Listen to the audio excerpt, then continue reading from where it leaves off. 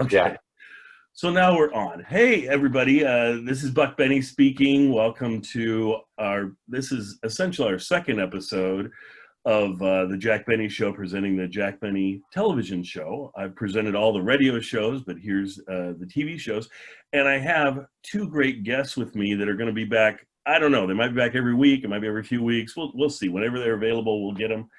And this is, we'll first have John Henderson. He's over on yes, there he is. Thank you. He's on This Day in Jack Benny, the picture I have, if I can point to behind me. And he's got his shirt on too. Oh, look at that. So, and it's a great podcast, and his intros, I mean, I joke around with John and say we're sworn enemies. We're not really sworn enemies, but I do listen to his intros, and every once in a while I'll swear at them because they're so darn good and so much better than mine. But it's all good. And John, you do what? One episode a week, essentially, correct? Yeah, that's right. I also do some bonus episodes on Patreon, but on the podcast, it's an episode a week. Yeah, so he does an episode of Jack Benny every week.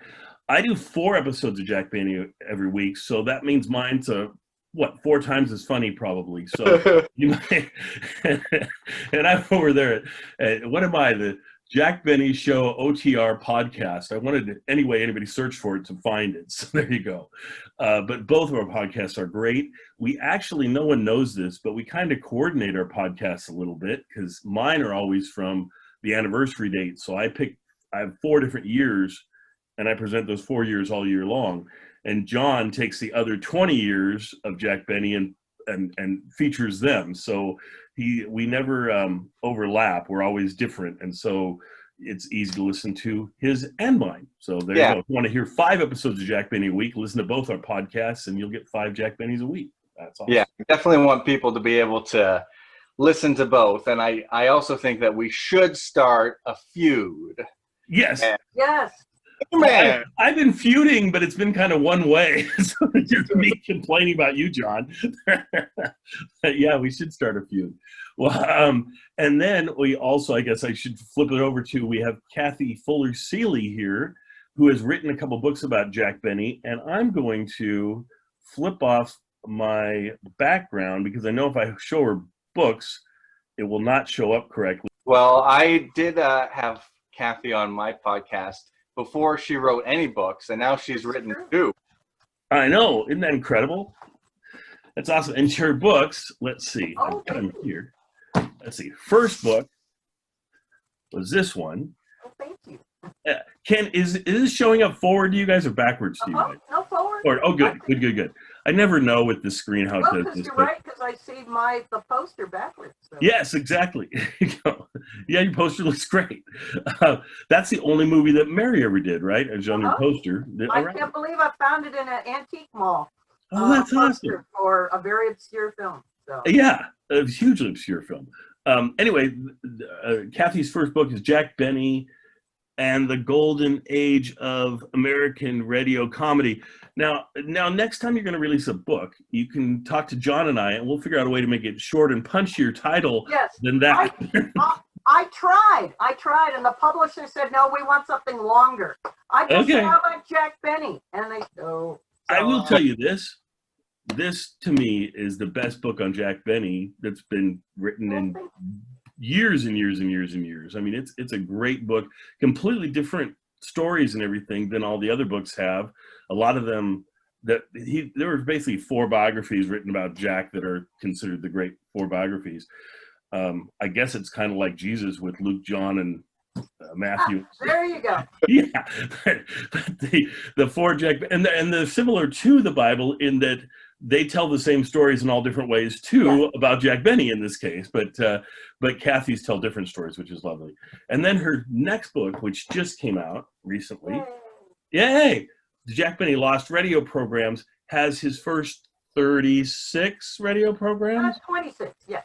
Okay, I always can't remember how many. And one of the first one is definitely in circulation and things, but you put that in here, which I was glad to have the script. And then the scripts for all the other ones that are missing, those other 25 or whatever, are all in here. A great read. And if you're a big Jack Benny fan and have heard the shows over and over again, when you read it, it's kind of weird. It's like you're hearing the show in your head, and so it's almost as good as hearing it in person. Let's get to today's episode, the train station episodes. Probably next to the Christmas shopping episodes, the longest running series of episodes that people really get into and are like, oh wow, that is those are awesome to have, and some of those popular episodes. What have you thought overall, John, about both this episode, but also previous, of course, the radio train station episodes? It's amazing how you can see the same thing over and over again, and somehow he makes it so that it's still funny every time you see it. I haven't seen too many of the television episodes I was mentioning, but they do this train station sort of premise in a lot of the radio shows. So it was cool to see it like with your eyes. That was neat. But I was also surprised at how many of the jokes I knew, but also how funny it was still. You think they have a lot in common, and they put Jack into a different place, not his house, where so many other different characters can come at him in quick a succession, unlike, say, if he was just at the house with Rochester or Mary or Don, things move more slowly. But you can throw all these marvelous little characters, whether Mel Blanc doing this, Frank Nelson doing that, the tout doing this, the sportsman running it. So, and the actual pace of this episode, even though it's live, the fact that they were so ambitious and had Jack running back and forth across the stage, doing so much, really struck me. I had not really seen this particular live episode before, and that was really one thing that struck me, is they had the timing down pat. Even though you could see, because it's live, little things where he laughs a little bit, or but they'd worked really hard on the timing to try and pull all these other characters together and have the show come off within the half an hour. So I said, what I love about this episode is that it's this really fascinating mix of radio and television. It's on a tiny, small stage being done live, and the people are all crowded in next to each other, which makes it seem like really early television. Right. It's not an expansive set, because they're trying to, keep it all together for this tightly run show that had to go off in 25 minutes, all done, live. And yet it calls to mind so many of his classic radio gags, the things we loved. Yep. And just as you say, made them, even though they were so incredibly familiar, it was like welcoming them back. It wasn't repetitive and dull. Although, to be completely honest, Mel's crying guy gets a little on my nerves at some point. But that's just me. But otherwise, just you see the way they could still play with Amazon, Azusa, and Cucamonga and make it something slightly different. The way so many things can be slightly different. Yes. Yeah. It definitely, like you said, I didn't think about the fact that it was just on one stage. It's really a small area, because you get so drawn into the whole story, to the point where I was a little taken aback and shocked when the curtain came down, because at the very end of the episode, the curtain comes down right in front of the stage, and you're like, oh yeah, it's a stage. Oh yeah, I agree. It you do not feel contained by that stage. They really used all that space and tried and which to me is a part of the genius of early live television. So it's and the fact they shot it out in Los Angeles, so we had a little more time to prepare than if they'd had to train it or fly to New York and do the episode. I'd like to just mention, I think, two things also that stood out to me in the episode of Jack sort of putting himself forward as the center, was one when he kisses the girl. Yes. And the other one, he doesn't just sort of kiss the girl. He really kisses that girl. Better than Marilyn Monroe. He really, hooray for him. Yeah. But he goes at it. And one of his most forward kisses, I would say, in all his career. And also the fact he talks back to the tout. Yes. Right, yeah. So rarely, so in a way, it was the Hooray for Jack episode. Yeah. I was going to say, why don't we get into the minutia in this episode? Some of the references and things like that. Like there's the book stand where he talks about Bing Crosby's book. Bing Crosby, of course, is the crooner. Boom, boom, boom, boom. And then Bob Hope's book, Have Tux Will Travel, and Georgie Jessel's book, and Fred Allen's book. And I imagine that you, well, maybe, Buck, you've read Fred Allen's book, perhaps? Yes. Oh, yeah. I love Fred Allen's book. I believe he was probably talking about Treadmill to Oblivion, which is considered still, as far as I know by most scholars, it's considered one of the best books on radio ever written, and which is pretty amazing since how long ago it was written. But just a beautiful book to read and to get the insights of Fred. All right. Before we wrap up, I want to do one more obscure reference that I love that. Yeah, go. Sure will be a stumper because it stumped me and it got a huge laugh. Do you have any idea who Jim Clinton was? Oh, yeah. Jim Clinton? Jim Clinton, that's what he says. I believe he ran for president and he was the father of Bill Clinton. Am I correct? I don't think so. That's not what I... It was a good guess. What I found, and I'm pretty sure this is right based on the context, is it was a clothing store, clothing manufacturer. So they did like suits and things like that. So I thought that was pretty interesting. So listen. Wow. So that maybe only the West Coast people would have understood that joke. That everybody else in the country would be going, wow. What? And Jack didn't care. Jack did jokes like that every once in a while that were very, like, 3 people in the audience would get the joke. And he's like, well, I'm going to do it. But he knew to do some jokes that were bigger and would get everybody, and other ones he's fun with. So, well, John, I appreciate your research very much. So do I. John, I mean, that's one of the reasons I wanted to have him come, because I knew he would bring some obscure facts and things like that. That's fantastic. This has been just awesome to do this with you guys, and I really hope that one or both of you are available multiple weeks to come out and be with us. But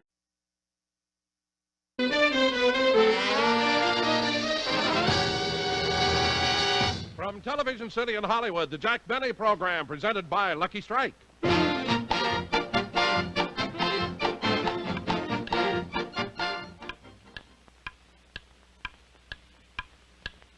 Light up a lucky, it's light up time. Be happy, go lucky, it's light up time.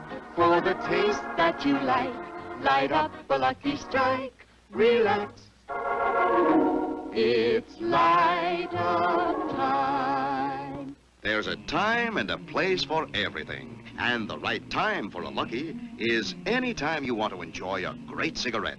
And the right place for a Lucky is wherever you happen to be at the time. You'll always enjoy Luckies because Luckies taste better.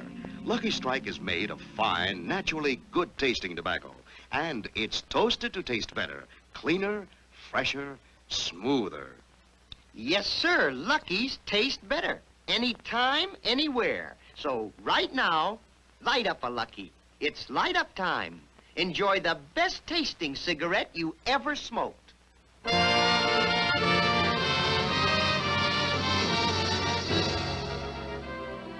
Ladies and gentlemen, tonight Jack Benny leaves for New York City. As a matter of fact, right now, Jack and Rochester are in a taxi cab on their way to the Union Station.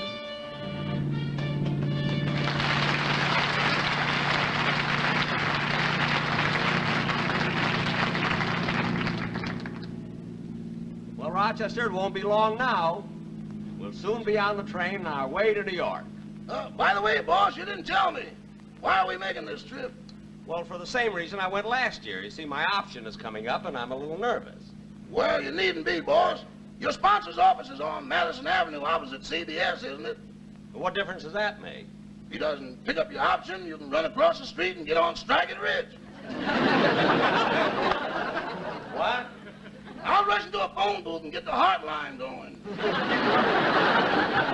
Rochester, I hope you won't have to do that. Oh, driver, can you make it a little bit faster, please? We have a train to catch. I know. I know. What's the matter with him? Say, boss, when we get to New York, are we going to stay at a nice hotel or that Acme Plaza again? Well, I'm going to stay at the Acme Plaza. I like it there. Well, I kind of thought you would. So I packed your bathrobe, your slippers, and a flashlight. Rochester, it's inside now. I'm glad. Once you stayed at a place where we had to pack a bicycle. All right, all right. Hey, we're near the station. There's a Union Station just a block up ahead. Now, that's why I like it better taking a taxi instead of our own, car. Okay, folks, you can get out here. Wait a minute. Get out here? We're a block away. Why don't you take us to the station? Oh, I never take anybody to the station. What? I can't stand goodbyes. What? I can't bear to see people go away. That's why I hate to take people to the railroad station. I hate it. I hate it. Look, cry on your own time. The meter is running. And don't be silly now. Take us to the station. Okay. Okay.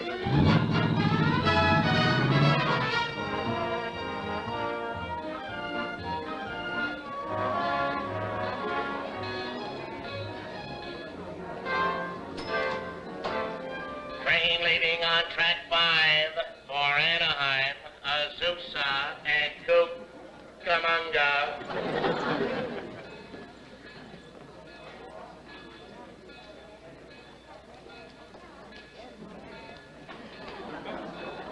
Rochester, where's the taxi driver? I told him to bring the bags in. Oh.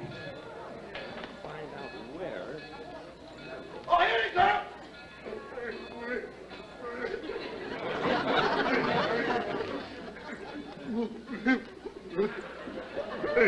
Driver, how much is the fare? That'll be... Stop crying, will you? I can't help it. I told you I had to take people to the station. I didn't want to come to the station, but you made me. You made me. You made me. I'm sorry I upset you. Here, keep the change. Thank you. Why do people have to go away?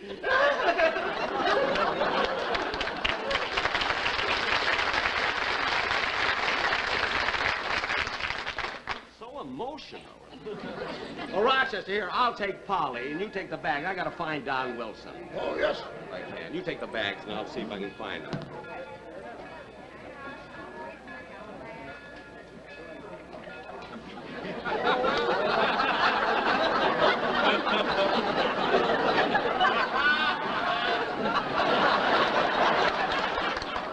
Liz, could you help me, please? Correction, please. The train scheduled to stop at Anaheim, Azusa, and Cucamonga will only go to Anaheim and Azusa. Cucamonga was moved to make room for the freeway. Jack! Oh, Don, I was looking all over for you. I was over talking to the station master. I wasn't satisfied with the accommodations on the train, but it's all straightened out now. It is? Yeah, they're hooking on an extra diner. Oh, well, for you, they could hook on another engine, too. Believe me. Hey, Jack, why are you taking that silly parrot to New York? Because the last time I left her alone, she got so upset, she picked out all her feathers, plucked them right out. Oh, you're kidding. No, I still have the pillow. Well, Jack, I want to check a bag and send a wire. I'll see you later. All right, I just want to get some magazines over here. Hiya, bud.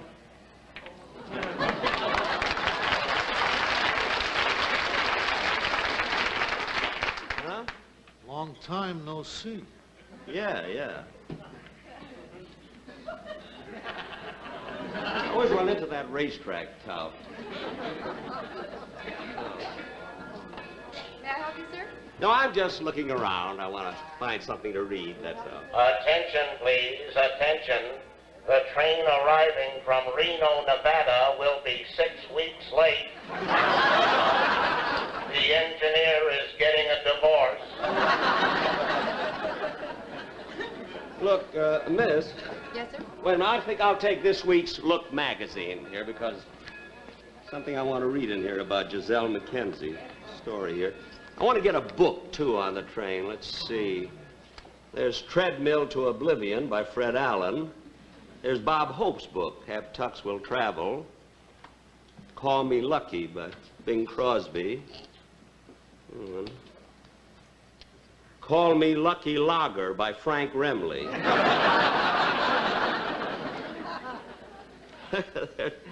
There's a corkscrew in here for the... Well, anyway, I think I've read everything. Here's a wonderful new book by Georgie Gisele I know you'll love. It's called This Way, Miss. Oh, this is Jessel's new book, huh? Oh, yeah, I think I'll buy this one. I'll have him autograph it for me, you see. Oh, do you know Mr. Gisele? I'm his son. I'll take this one, I think. Fine. Attention, please, attention. Train now leaving on track 8 for Barstow, Albuquerque, Kansas City, Chicago, and Cucamonga. They really moved it. Thank you very, very much. Okay. Jack, What? Jack, look who I just ran into. Hey, the sportsman. Hiya, fellas. Yeah, they came down to say goodbye to you. Well, that's nice. Goodbye, boys. You know, I'm going right away. So I Give our regards to Broadway. Remember us to Barrow Square. Everybody's looking Gang on Lucky's hit parade. Boy, We don't wish sing that that station. we were there. We know you go to Lindy's because the sauerkraut is free. And tell everyone on Old Broadway to light an LSMFD.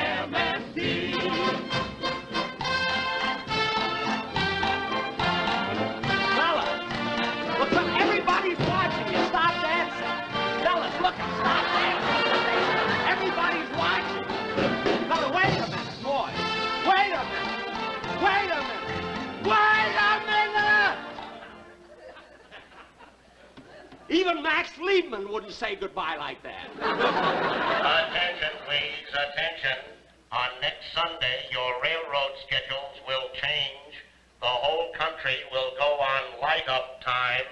Well, I can't interfere with that. Give our regards to LS. Remember us to MFTFT. Tell all our friends it's light up time. No matter what the time may be. Even daylight saving. Lucky's are so much smoother. A cleaner, fresher cigarette. Lucky's are toasted, yes sirree. And like at Sullivan's Brown, they are the toast of the town. So let's all light up a Lucky's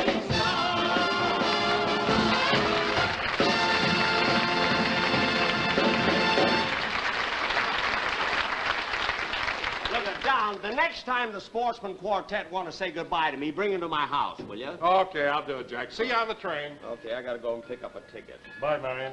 Goodbye, Bill. Ah, gee, isn't that sweet?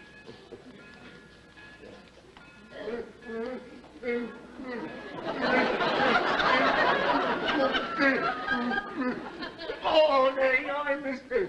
I thought you left. I've been looking all over for you. I had to come back. Have a nice trip and enjoy yourself.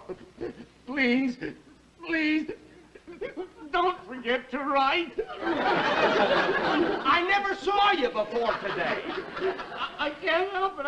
I just can't stand to see people go. Why must people always be traveling, traveling, traveling? Get away.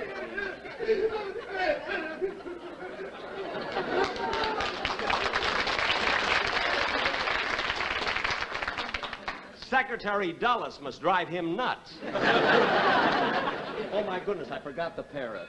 Bye, Marion. Polly. Goodbye, Bill. Oh, isn't that cute? Polly, Daddy forgot all about you. I'm terribly sorry. Oh, Miss. Yes, The parrot happened to take a TV guide here. I'm sorry. Oh, that's all right. She already paid for it. Polly paid for it? Where did she get the money? I don't know. Attention, please, attention. All you absent-minded people who forgot to pay your income tax. Train now leaving for Folsom, San Quentin, and Alcatraz. Change clothes in San Francisco. Silliest thing I've ever heard. Come on, Polly. Goodbye, Bill. Gosh. I'll never sing. Hey, Bud. Bud. Huh? Come here a minute.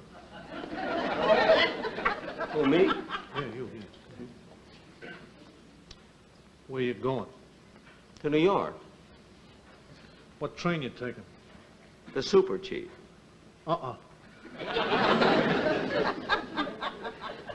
What? Take the El Capitan. I don't know. I like the Super Chief. Come here a minute.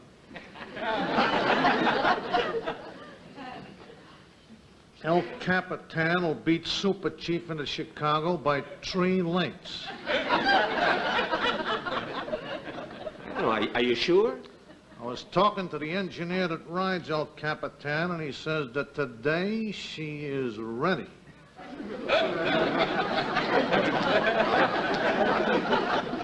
Well, gee, I don't know. The El Capitan, eh? Yes, sir. Take my word for it. She likes a fast track, hugs the rail, and she has a braided caboose. No kidding. Just look at the breeding. The breeding? El Capitan is by 20th century out of Bethlehem steel.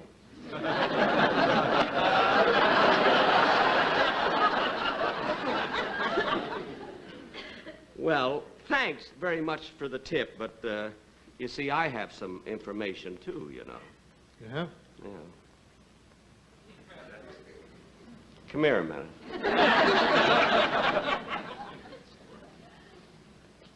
Don't noise this around, see? But I'm taking the Super Chief. Why? I found out Super Chief is a sleeper.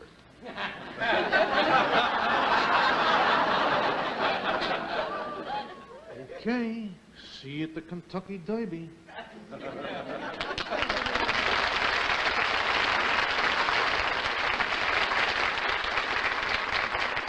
a character. Attention, please, attention. Will the immigrant carrying the bird cage please go to the station agent and be vaccinated?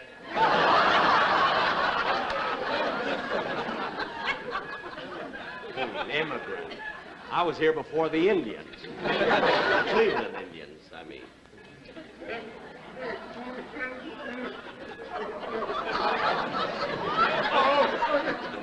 There you Oh, are. for heaven's sakes, you again. I'm so glad you haven't left yet.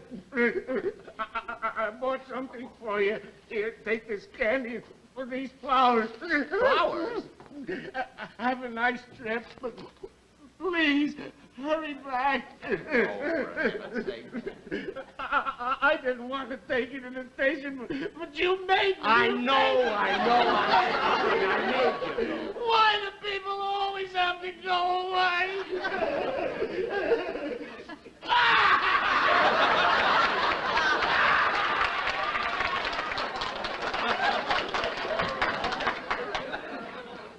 $9,000 taxi drivers in Los Angeles. I had to get Betty Davis. Boss, we're almost ready to go. I better take Polly and put her on the train. Okay. All right. Now, Rochester, wait a minute. You better take this, too. And here, and I'll meet you on the train. All right. Here, take this. Oh, I'm terribly sorry. Mr. Benny! Mr.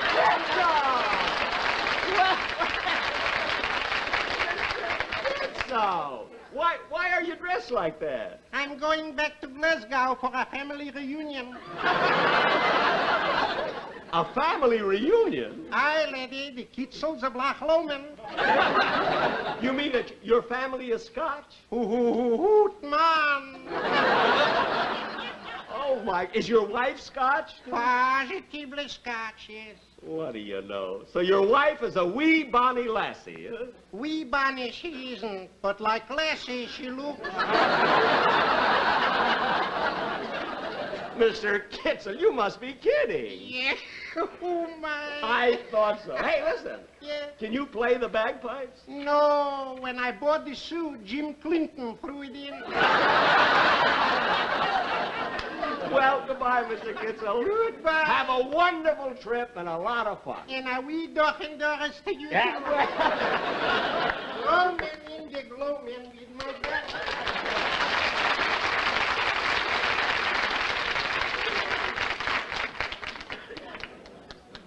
Attention, please. Attention. This is an emergency. Will the section hands and maintenance men please clear track 7? The express now arriving in Los Angeles has no brakes.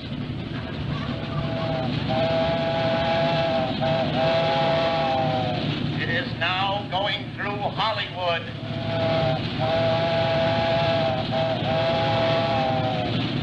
It is now going through Westwood. It is now going through Santa Monica.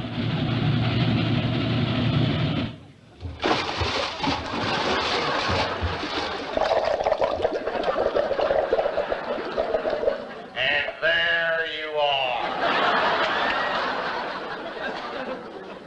Gee, this I can't figure out at all. Oh, Mister. Yeah!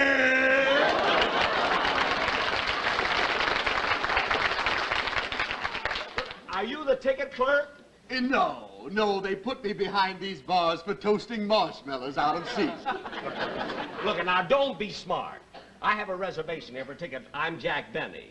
Well, you could have fooled me. I thought you were Davy Crockett. Now, look, I've got a ticket there. I made a reservation. Well, that's funny. I don't find any reservation here for you, Mr. Benny. Well, I made it 3 days ago. Anyway, if you haven't got it, give me a ticket right away. I need space on the Super Chief. I'm going to New York. Well, would you like the $60 ticket or the $140 ticket?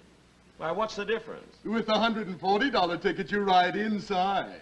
Well, of course I want to ride inside. Now, don't be smart and get me my ticket. I want a ticket to New York. Return trip? No, one way. Good. Now, if we can only get rid of the small. Now, cut that out.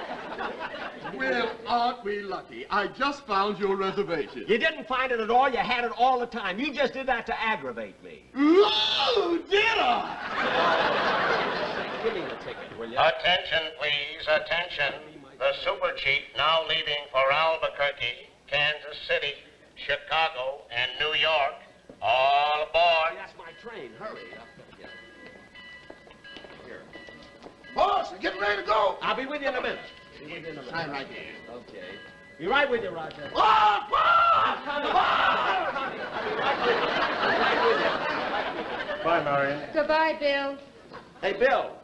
Bill, look, this is none of my business, but you better hurry, too. What for? My train doesn't leave till September. September? Bye, Marion. Goodbye, Bill. Well, look, my train leaves right away. Goodbye, Marion.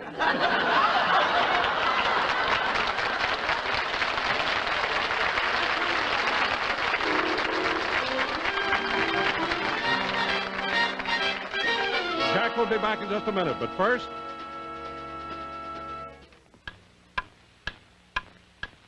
Light up a lucky. It's light up time. Be happy, go lucky. It's light up time. For the taste that you like, light up a lucky strike. Relax. It's light up time. You know, probably the most fun about working around the yard is when your wife says, "Come on, let's have a smoke." Especially if the smoke is a Lucky Strike. Because a Lucky tastes better every time. Now, I'll tell you why that is. It all begins right here in the heart of America's tobacco-growing country. Begins with fine tobacco. LSMFT. Lucky Strike means fine tobacco. Tobacco so fine, so light, so mild, it's just naturally good tasting. And then that tobacco is toasted. It's toasted is the famous Lucky Strike process that brings Lucky's fine tobacco to its peak of flavor, tones it up to make it taste even better, cleaner, fresher, smoother. So whenever it's light-up time for you, light up a Lucky. You'll say it's the best tasting cigarette you ever smoked. For the taste that you like, light up a Lucky Strike. Right now. Light up a Lucky. It's light up time.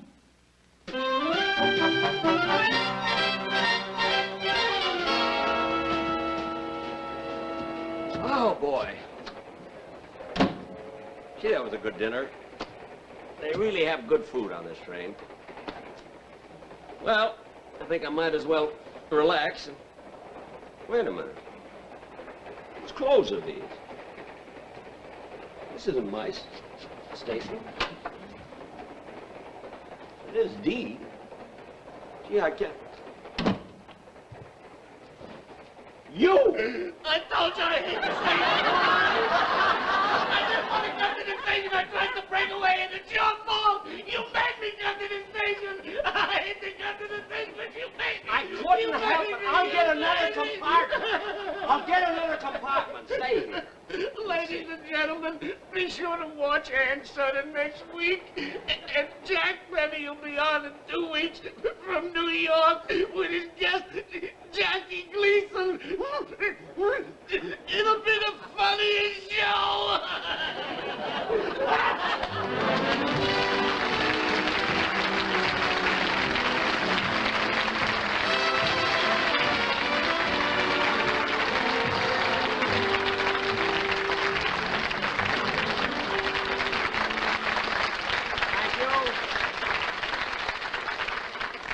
Thank you very, very much, ladies and gentlemen. He was right. Even though he was crying, he was right. I'm going to be in New York in 2 weeks and do my last show from there, and my guest star is going to be Jackie Gleason. You see, I was on his show once, and we have a sort of a reciprocal agreement. You see, where I go on Jackie Gleason's show for nothing. You see, you know I don't get paid. You know what I mean?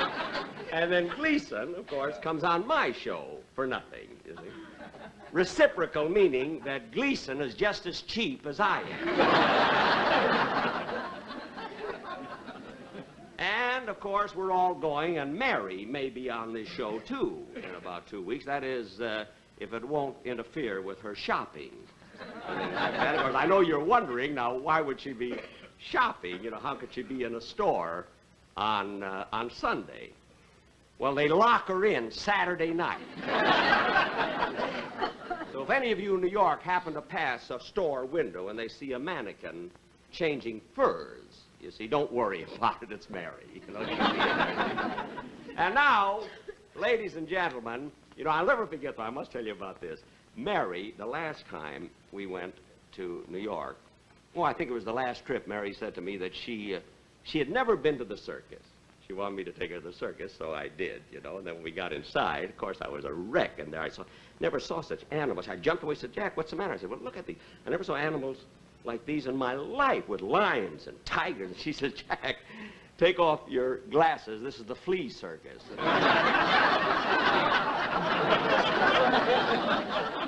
We had the most wonderful time. Really. And now, ladies and gentlemen, I'd like you to meet the fella that's been on my show for so many years and did the crying taxi driver, Mel Blanc. Ladies and gentlemen. Mel,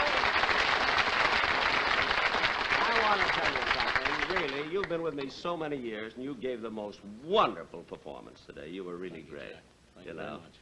I'd like to sell you one of those, but anyway, Mel, you know what's amazing to me? How you can cry anytime you want to, like on the spur of the moment and everything. How do you do a thing like that? I can't understand it. It is just wonderful acting. Cry a little bit now. Well, I have to be in the mood, Jack. I'm not in the mood right now. Oh, you mean you're not? Well, couldn't you try? I mean, you couldn't. Now that you couldn't, I say. Well, all right. Well, anyway, thanks very, very much. Thank you, Jack. For being on the show. Oh, wait a minute. Oh, wait a minute. Mel, come back here. I may not see you later on, so here's your check, you know. And now, ladies and gentlemen, we're going to...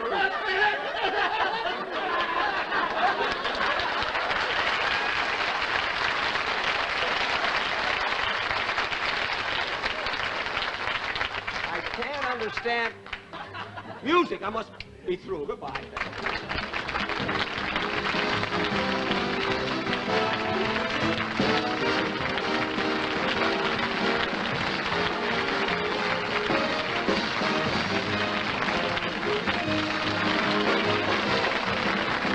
Appearing on tonight's program were Mel Blanc, the Sportsman Quartet, Frank Nelson, Sheldon Leonard, Artie Auerbach, Chucky Bradley, Mike Moore, and Dolores Donlin. Remember, 1 week from tonight on this same station, be sure and watch Ann Southern in Private Secretary. Jack Benny's next television show will be in 2 weeks. In the meantime, this is Don Wilson reminding you to listen to Jack Benny on radio every Sunday night over the CBS Radio Network.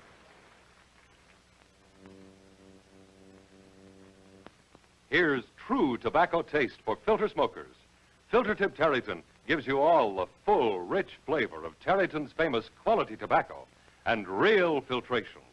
Filter smokers everywhere are turning to Filter Tip Tareyton because only smooth, easy-drawing Filter Tip Tareyton gives them true tobacco taste. Look for the red, white, and blue stripes on the package. They identify Filter Tip Tareyton, the best in filtered smoking. The Jack Benny program has been brought to you by the American Tobacco Company, America's leading manufacturer of cigarettes. The Jack Benny program has been selected for viewing by America's armed forces overseas.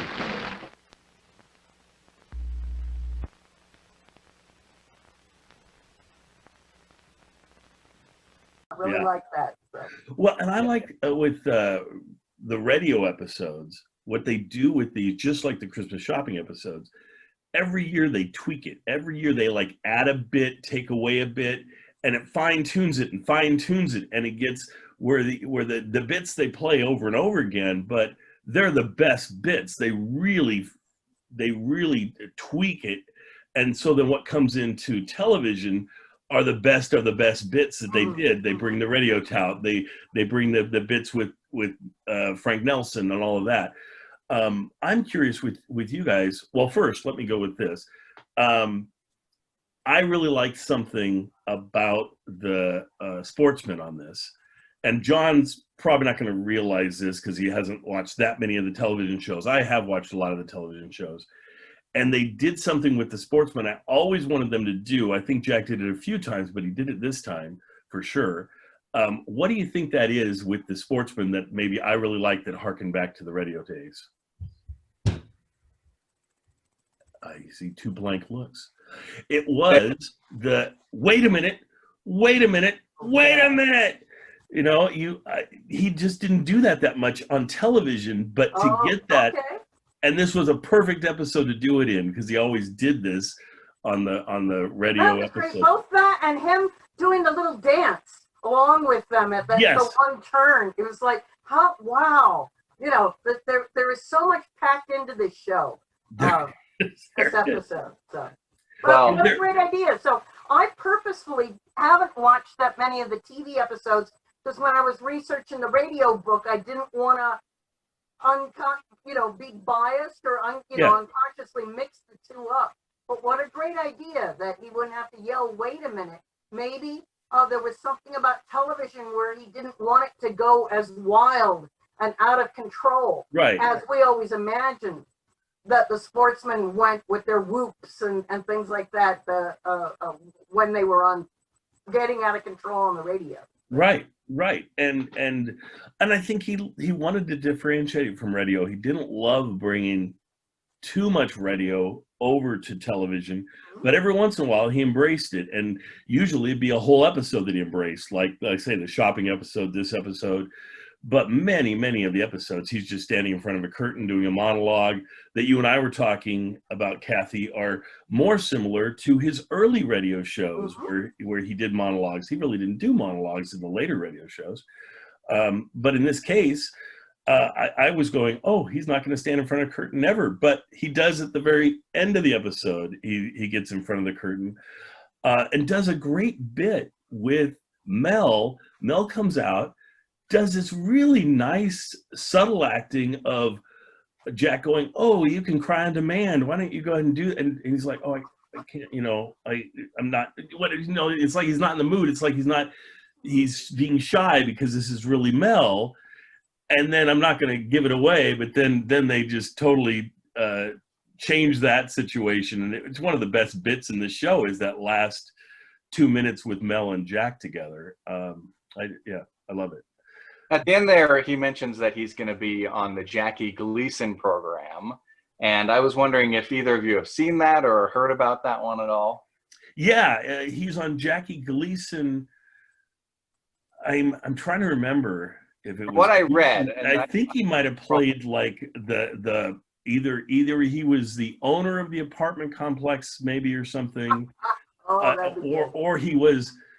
It was either that or he was the plumber. He was one of the two, I think. I'm just trying to remember which show he was on. They always, when he appeared on other people's shows, they did really strange things with Jack sometimes and made him completely out of his normal. He wouldn't be out of character.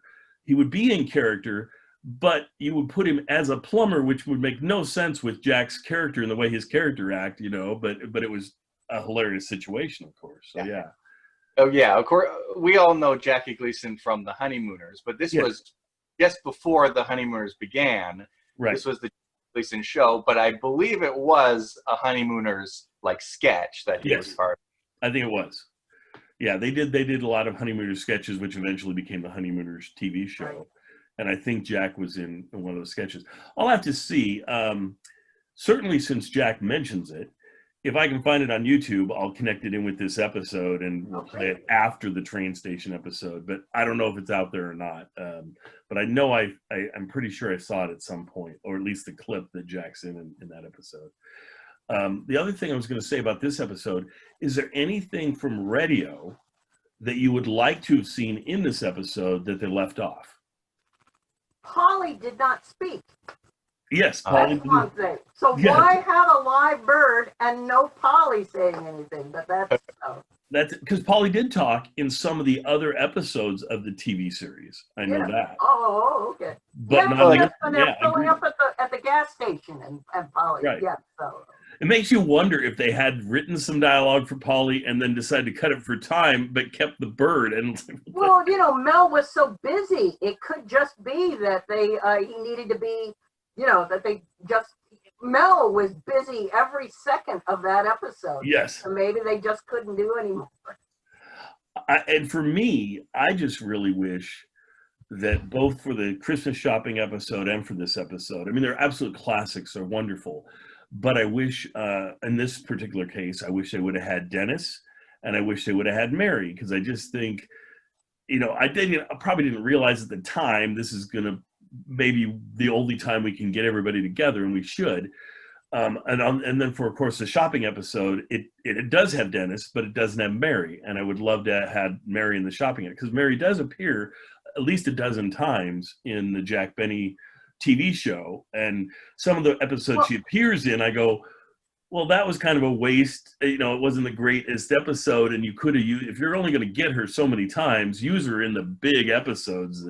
Well, except that she refused to appear on the live television episode. Oh, you're right. So she wasn't going to do that. So no, and but I'm curious, just as you say, now the very next episode from Laura's book, after this episode broadcast, they were in New York on May the 1st.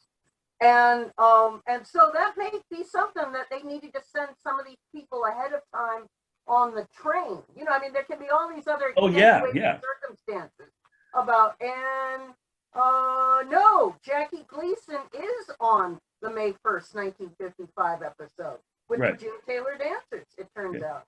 So, there you go. And I wonder if Jack was right. I mean, because they often did appear on each other's shows without charging each other, because I'll appear on yours, you appear on mine. We'll call it a wash. It's just funny how that's behind the scenes stuff you don't usually hear about, but Jack talks about it and says it. He said it in his radio show before when he's appeared on Fred's and then Fred's appeared on his. Oh, we don't have to pay each other because we're on each other's shows. So I just think it's funny how Jack lets us in on that. Also, another thing I learned was this was still the era of very high income tax. Yes. And if you had to pay that person to appear on the show, the U.S. government got 95% of the money. So this is why they were exchanging so you didn't have to pay each other. And then you could like give a gift. Was it Red Skelton was always having somebody put down new tile or flooring in his house instead of paying him so that he wouldn't have to get taxed. So it's fascinating that there are so many contextualizations and other things we can find to help enrich the story. Yeah. And I so appreciate what the both of you and all the other, sort of Benny fan scholars do out there, that this is not just something dead and gone from 60 some years ago. Right. But that we still find it interesting today. We're still learning more about it, understanding them better, making more connections. Yep. And that's what John does so well in his podcast. He constantly is telling us everything that was kind of going on around this time. He plays clips from other things, from baseball games and from whatever was going on. I really enjoy that. And the amount of time he has to put into his intros must be tremendous, John. Well, it's one of my huge frustrations that I always talk about is the fact that the guy was worried about being on a treadmill to oblivion. He names his book that. And he and his dad both work at the Boston Public Library, and he turns everything over in his life, or his wife does anyway, to the Boston Public Library. And what does the Boston Public Library do? They keep it all locked away and you can't get to it worth beans. And it's like they have, I know exactly what they have. I've been there and I cataloged it all, and they have like all the missing, not all of them, a huge amount of radio shows that no one's ever heard or hasn't heard since they originally came out. And I've been begging them for years, we got to get this out there. We got to, and we'll see. At this point, they've been, for the last like 3 or 4 years, they've been redoing their, whatever department, I can't remember what department he's in, the rare materials department or whatever. They've been redoing that section of the library. And so it's all been closed. It's supposed to have been open, I think last year reopened, but it's still not. And so I'm waiting till it reopens and then I'll keep badgering them. I think we should go out and picket in front and with signs that say free Fred and amnesty for Allen, and to try and get them to free Fred Allen's material so we can get to it. I know Kathy has been there and has wanted to, and his scripts are there. And unlike Jack's scripts, they'll have scripts that like 5 versions of the script as he changes it over and over and over again. So it's really interesting to see how he changed them over time. Now I'm more interested in, of course, getting the radio shows released and out there, but we'll see. I'll keep working on it. John, you put some pressure on them too. Okay, I'll do that. Now, there's one more book that they mentioned, which was really obscure, and I had to like do tons of research to figure out what they could possibly be talking about. And it's called TV Guide, and apparently what it is and the bird bought it right in the book. What was that? I said, and what it was is it would list what's on TV right in the book. Isn't that amazing? That's amazing. Why didn't they come up with something like that today? They mentioned a couple other television shows. I'm just going to go through these real quick. You go through them. I'm going to grab a book. Davy Crockett, which of course Disney Davy Crockett won. Strike It Rich, the game show, where apparently I watched one of the episodes on YouTube. They would have people come and they would sort of wager how much per question they would like to put up. And it seemed like it was usually for charity. Like people would write in letters saying why they needed the money or what circumstance they were in. And so people would play to help these other people. Right. So, yeah. That's awesome. Well, and I thought I'd show, I grabbed Eddie Cantor's book. Did he mention Eddie? Maybe? He did. I think it wasn't. Oh, no, it wasn't Eddie Cantor's book. That was Giselle, right? Gisele's. It was Gisele's book. Okay, I don't have Gisele's, but I do have Treadmill to Oblivion. first printing, that it was in nice shape. I mean, you never know what you're going to get. I think it was listed as very fine, very good or something. I'm like, that's better than very good. But Well, John, and the Look magazine, wasn't it Look, with an article about Giselle Mckenzie, and I'm going, oh, Jack. Yeah. Now, explain for us younger people who Giselle Mckenzie was. Well, Giselle is this beautiful young woman, very talented as a singer and a musician. And she appeared on Jack's show several times. They played a delightful a one-upsmanship violin duet about getting to know you. She also was on the Lucky Strike Hit Parade. Jack had a great interest in her career, and it's quite possible that they had a relationship. They, Giselle, they both agreed to say, we'll never say. So, but he always smiles so brightly when she's around. Oh, he loves her. You can tell for sure. And Mary's, let's see, the lost episodes, which you should all buy because we're trying to get her to release another copy, another volume of this. But I mean, here they have a couple Giselle Mckenzie episodes that are really good. They're great. Some of the best Giselle Mckenzie moments I've ever seen, and fantastic. I just thought I was going to show you that I believe this book I got off of Amazon that was supposed to be in very good condition, right? And I believe this book I got on Amazon that was also supposed to be in very good condition. So you just never know exactly what you're going to get when you. I think they said the dust jacket wasn't that great, but the rest of it was really good. And I'd say calling it not that great is probably pretty accurate for the dust jacket on that one. I love buying from Amazon. It's like, okay. Yeah, it's a roll of the dice, But the other thing I was going to talk about that was missing from this episode that I would have loved to have seen, and I checked because I had Mary's book, and I'm falling off the screen. I don't know why. Was Elliot Lewis was never on Jack's TV show ever. And I think it might have been because they were having some issues between him playing Remley and things later on, but on the Phil Harris show. But his bit that he had with Frank Nelson, where they go through the Glockamore,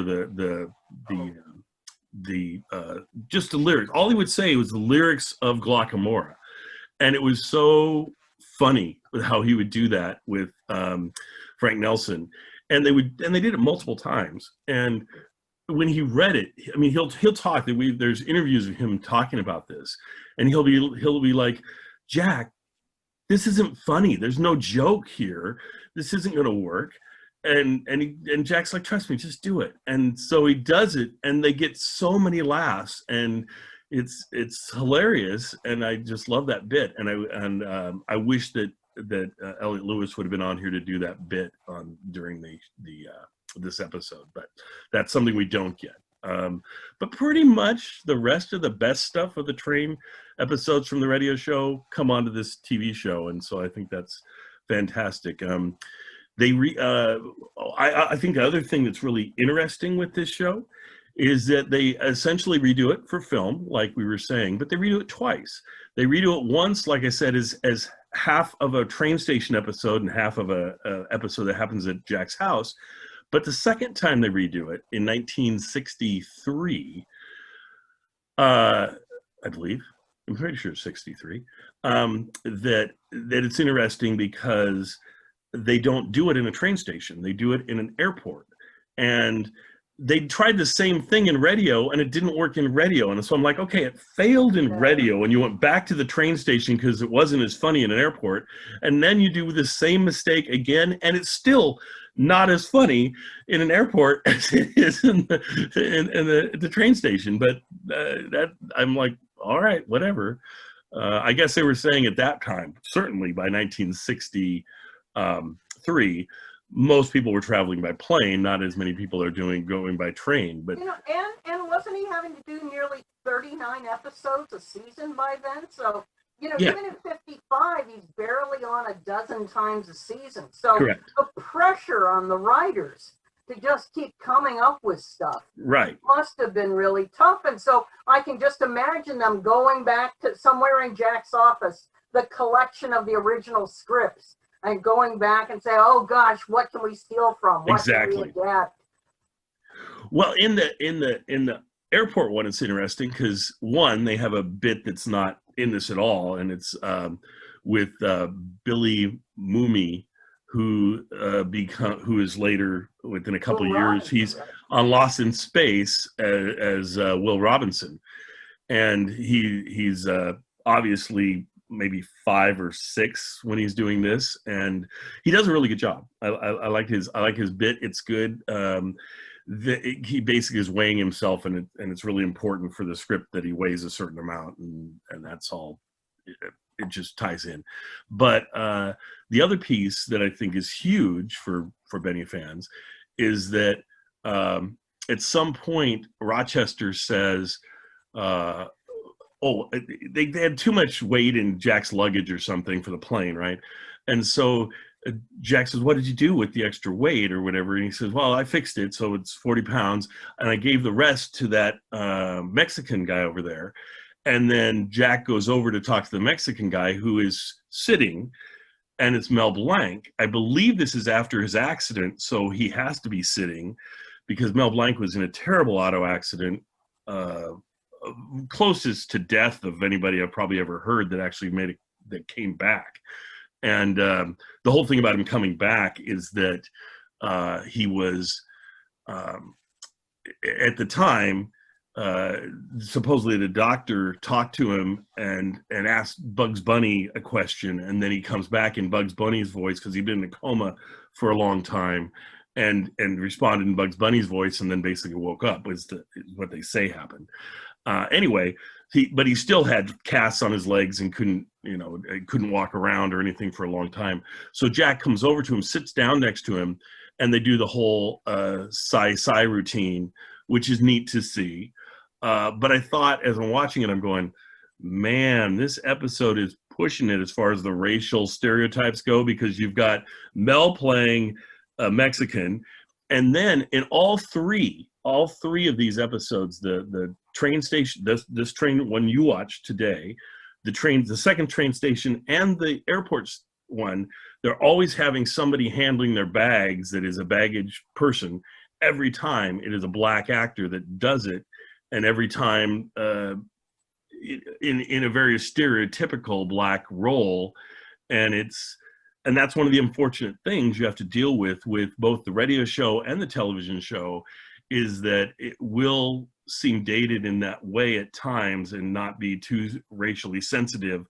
But the Rochester thing, I think, is hugely racially sensitive most of the time, and Rochester gets the best of Jack, and so I find that negates a lot of the other things that they do. You are right. That was the one bit that I think didn't work on the show we're watching today.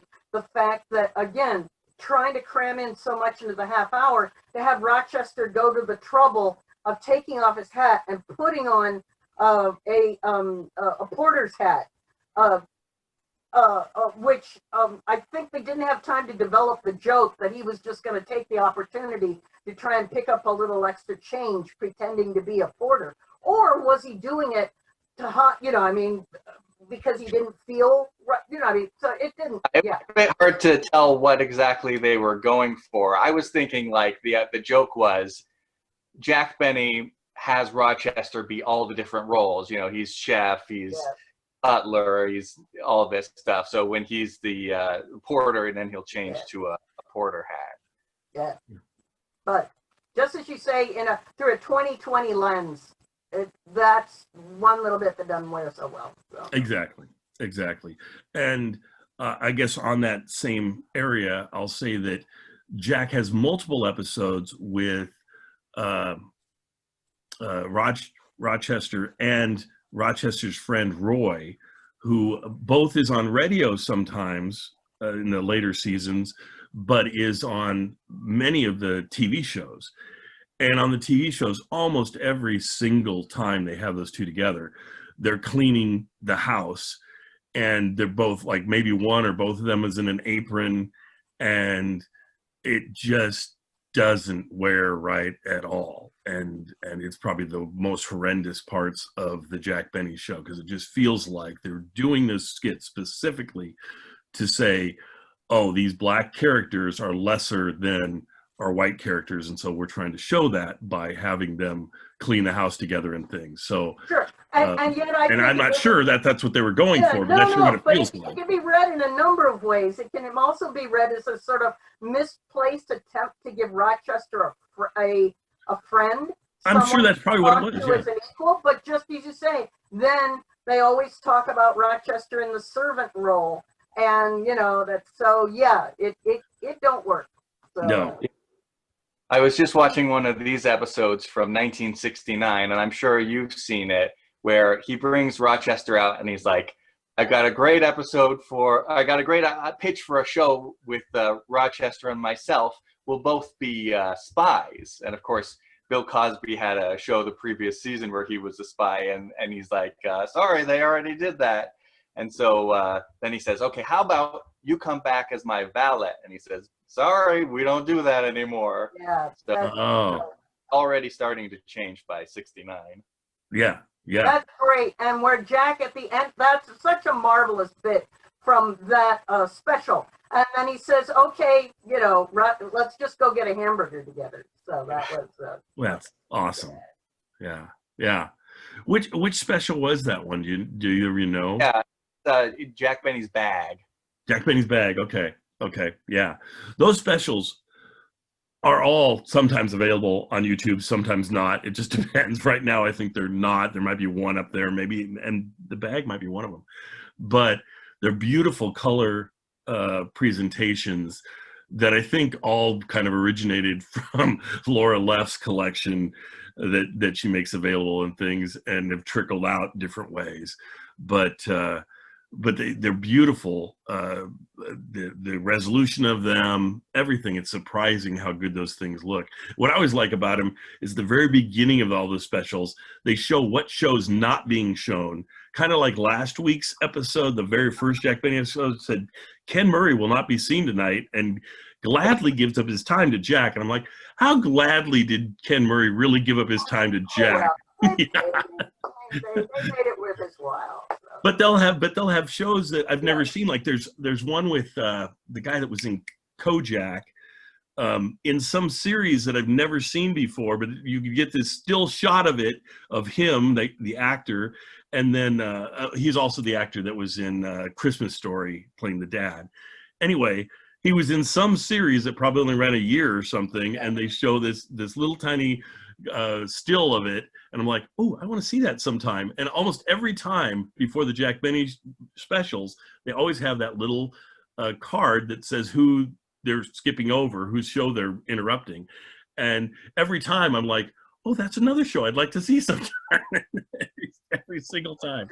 But specials were then truly special. So. Yes. Well, and speaking of specials, I'll say one more thing and then I got to go. And we got to head out, but we'll hopefully get together next week again to chat. But the special that has Phil Harris on it, I'm so glad it exists. They do a bit about South. What is the song that Phil's known? That's what I like about the South. Yeah, that's what I like about the South. And they do a bit on that. That's a great bit. But I've always wanted to see the television show that Phil was on. He was only on one episode of Jack's entire 15-year run that he was actually on the show. But I don't really need to see it anymore. I mean, I'd be okay. I still want to see it, but it's one of those that's hidden away and nobody has it. Well, it exists. It's in UCLA or something. But I know that the bit is the exact same bit they did on the special. And I'm like, if you're only going to have Phil on with you 2 times in your whole television career, why do you do the same bit twice? Well, imagine they didn't have VCRs or DVDs. Yes.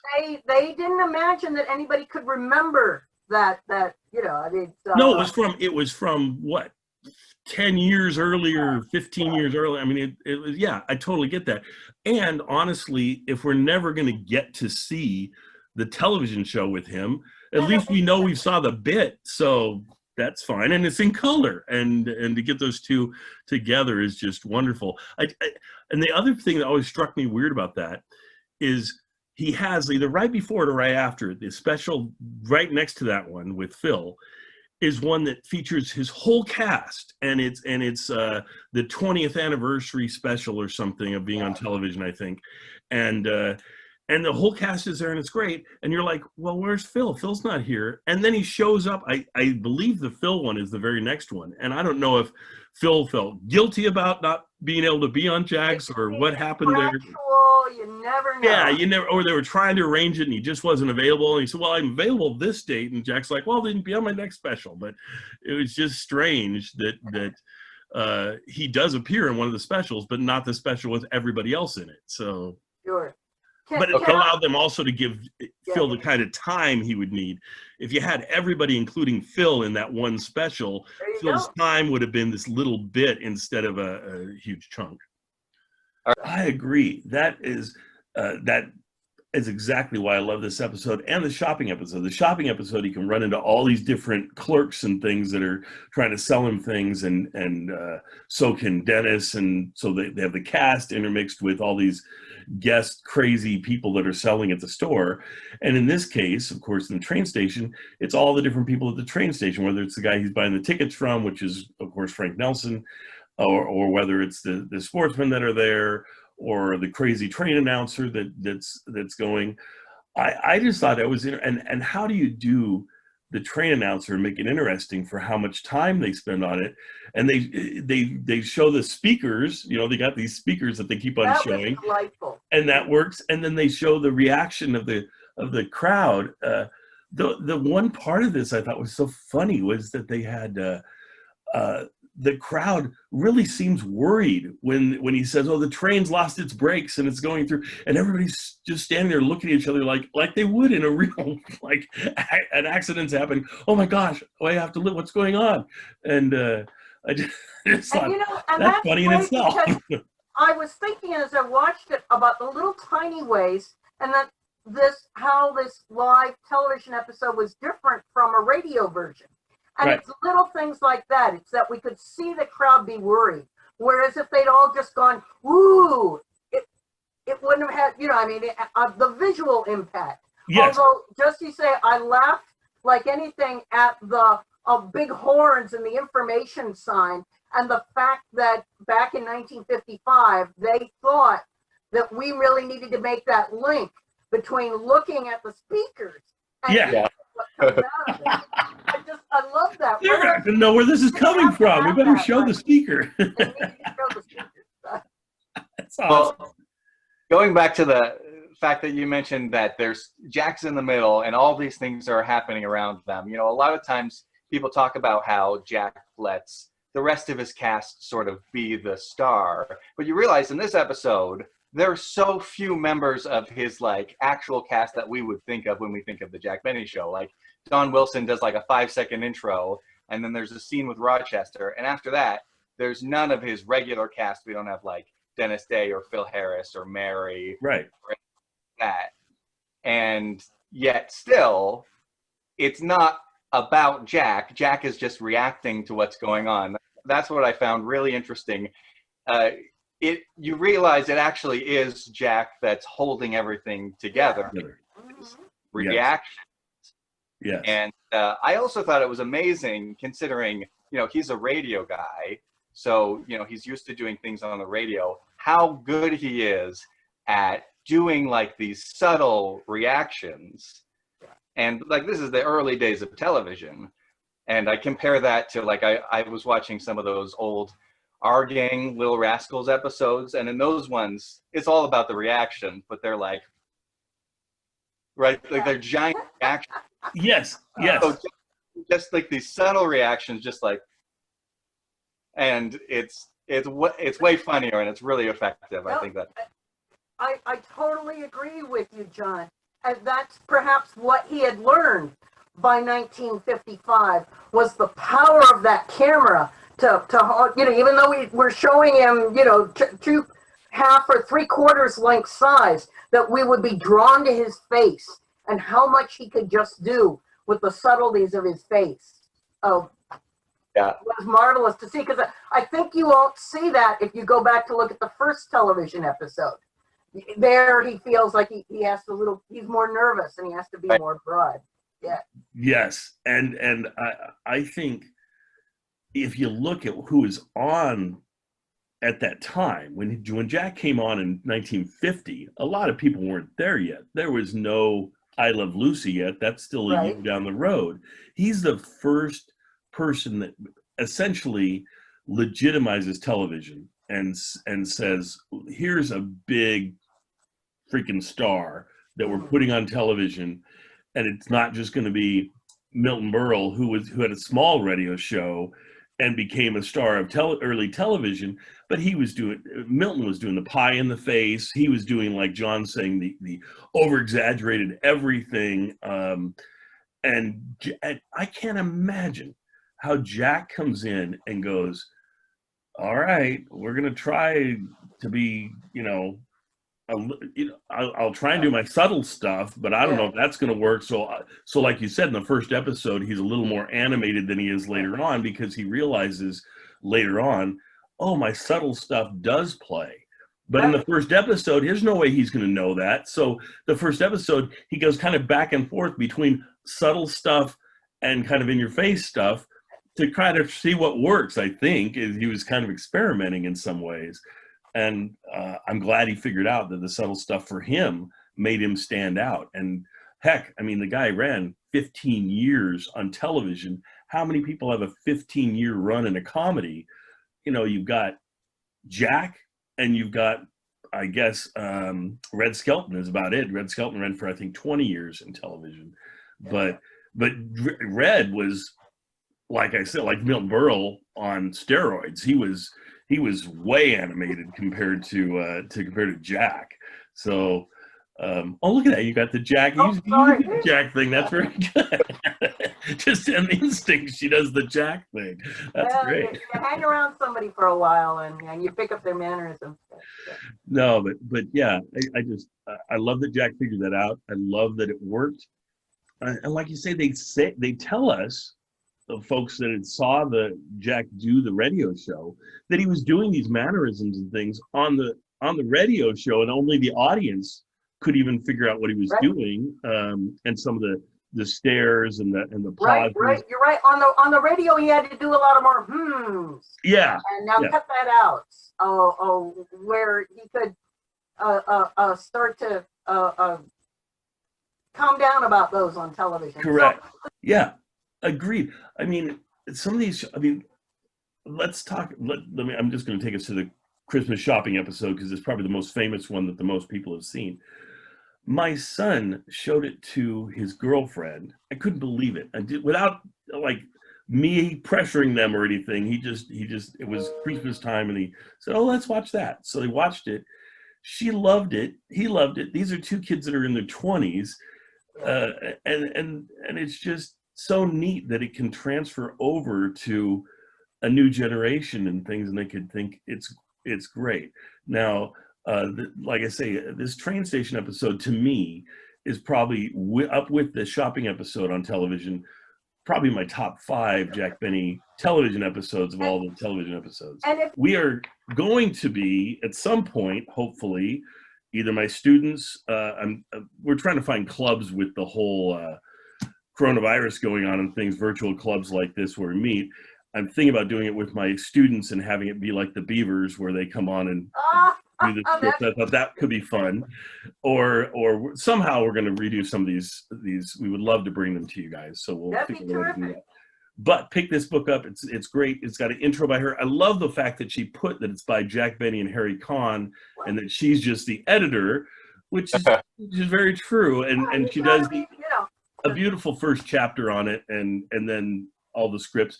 I don't want to. I do want to say, if you're looking for a book here, if you're looking for a book that just covers Jack Benny and is a great read, that's this one. If you'd like to read the scripts, that's this one, but don't want you to be surprised by reading it and going, it's just a bunch of scripts. Well, it's awesome scripts that aren't available anywhere else. So, but I love both those books. Anyway, and then I guess that covers it for those books.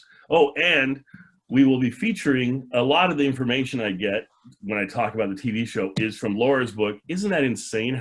Look how thick that thing is. Here we go. We'll put them all over the place. Oh, that battling. The other three books of the Benny Bible. Yes, yes. And this is for the television show. It's just amazing. It goes through, and there's always pictures from every episode. Still, the ones that are out in circulation and the ones that aren't in circulation have pictures from them, which is lovely. And then it gives you so many facts about it. One fact I'll share right now, the episode we're going to have today is the train station episode that's very rare. It's been on YouTube, here and there, and we're going to talk about that episode. But it features, in this episode, it features, come on, Jewish guy, Mr. Kitzel. Mr. Kitzel by Artie Arbach. And Artie is so interesting with the Jack Benny show. Anybody want to make a guess as to how many times he appeared on the Jack Benny TV show? 100. Ooh, great guess. A little high. It's actually 12. And of the 12, here's an interesting fact. 3 of them were after Artie died that they aired. Isn't that crazy? He died in 57, and then there were 3 episodes in 58 they showed with him on them. I think including, no, not this one. This one's from 55, but oh, I know. It was a remake. There was a remake of the train station episode. They always like to have the live ones, and then they decided, oh, we better film these. And so there's a live version of this and a film version of this, but the film version doesn't do as much for me, because the filmed one is about half, maybe a third at Jack's house, and Mel's his plumber. And so there's a joke about that, and then they go to the train station. This episode we're going to watch today is all train station, basically the whole episode. So that's what I love about this episode. But yeah, Artie, what surprised me when I was looking through the book is when they filmed episodes, today you film an episode and usually it shows up 2 or 3 weeks after you film it or something. And they're always trying to keep ahead, by filming episodes. But Jack, when he filmed them, they truly were transcribed. They were transcribed for a long time, because they would film it and maybe it'd show up 7 months later. Maybe it'd show up. One of Artie's showed up like almost a year later. They filmed it in his last episode. I think they filmed in May, and it showed up the next April that it actually aired for the first time. I don't know why Jack would hold on to those episodes for so long, but maybe he just kind of liked to use them whenever he couldn't come up with a live episode. He's like, oh, let's grab one of those and put them in here. And I don't know, but crazy. Well, it goes to show their timeless comedy. You can play them anytime. They don't have to be done right away. Yeah. And I guess he knew that. So. And he had an incredibly busy schedule. He was finishing up the last of the weekly radio shows. He was making all those big summer tours. He was guesting on other people's shows. He was starting to do the concerts again. So, he was doing so many things that indeed I think he thought a filmed episode would be able to, just as you say, to plug in when he's busy doing other things. Yeah.